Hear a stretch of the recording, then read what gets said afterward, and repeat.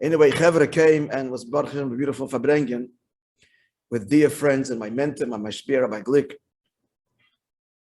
So I told the story then that I prepared you for, and it wasn't recorded and uploaded, so I'll tell the story now. And I sent you, I heard this story when I was in the story, which is why I'm sharing it with you. And I had posted it on the Fabrengen chat, right? It was the Fabrengen chat. And you saw there, visit of the Boys Club, Boy of the Year. The story is as follows. Stephen Lutz.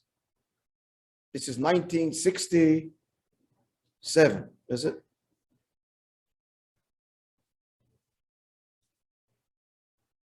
I'm sorry, 1962.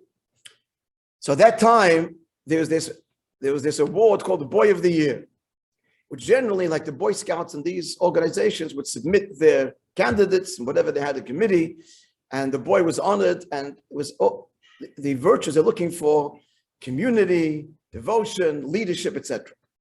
So Stephen Lutz is his name. He, in 1962, was the Boy of the Year. Who is this young man?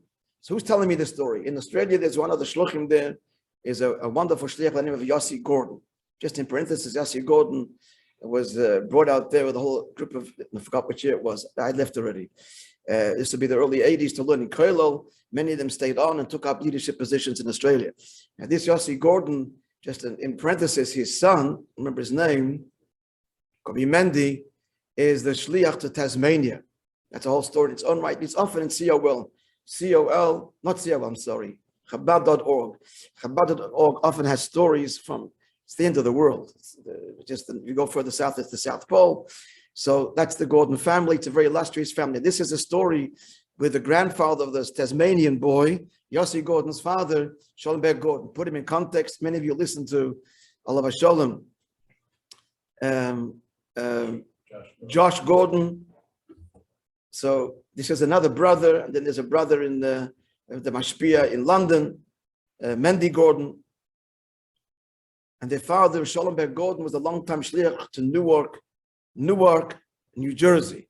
And I think later in Maplewood, New Jersey, all these kids grow up in New Jersey. Now, Sholem Gordon, the father, I remember him a little bit. First, he had a face. We can actually go back further.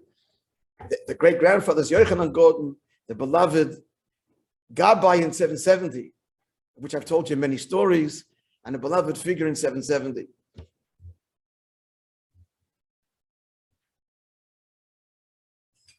So the story is as follows.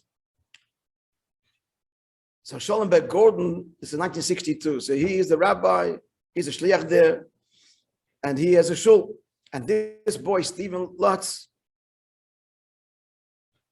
was very active in the shul. He was in the Boy Scouts, but aside from that, as Yossi Gordon tells me, he was a very highly motivated, idealistic boy, and he was bringing youth into the shul, etc. He came from a challenging background, family-wise, etc. And despite that, he was a model boy. And it's very easy to see why he'd be chosen. So he was picked, goes to Washington. You saw the picture. President Kennedy gives him an award, and it was reported in the New York Times. The New York Times reported the event, and as follows: the president asks Stephen, "What's your inspiration, young man?" And this is reported in the New York Times. And Stephen says his inspiration is Rabbi Gordon, Rabbi Sholem Gordon. This is right. This is the father, the grandfather, the Tasmanian shliach, the father of the Yossi, is telling me the story. And he continues, and he tells the president. This is reported. The report is reporting this. You can look it up in the New York Times archives.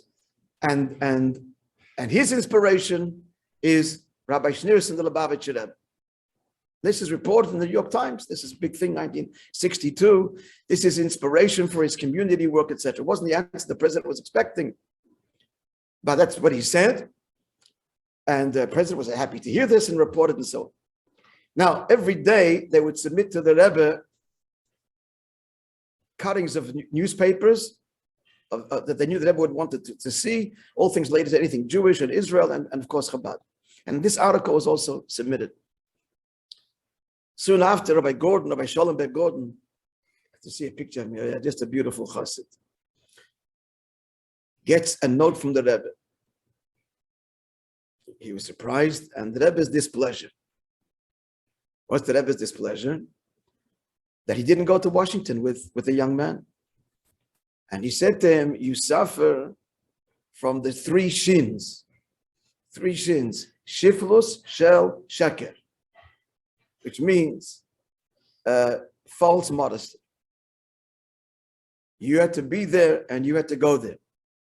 And furthermore, had your picture been with the president, with the young man, it's a chassid with a long beard, one girl, Jewish girl who's seen the New York Times,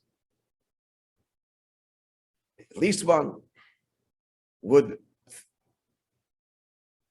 allow her to marry a frum boy with a beard.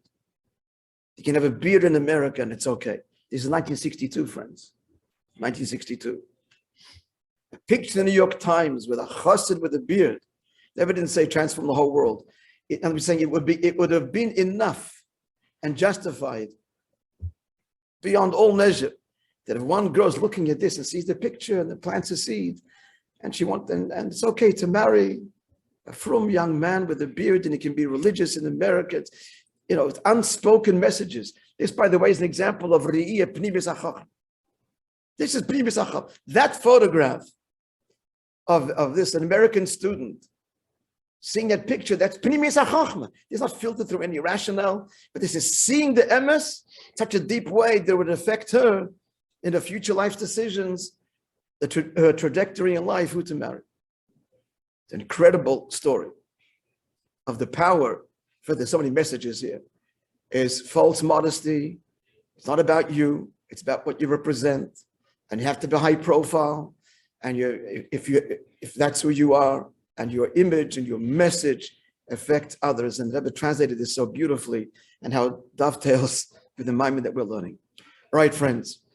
Good to see everybody, and welcome everybody back. And we'll see you, God willing, tomorrow, 6 o'clock. 6 o'clock for our Friday morning shir.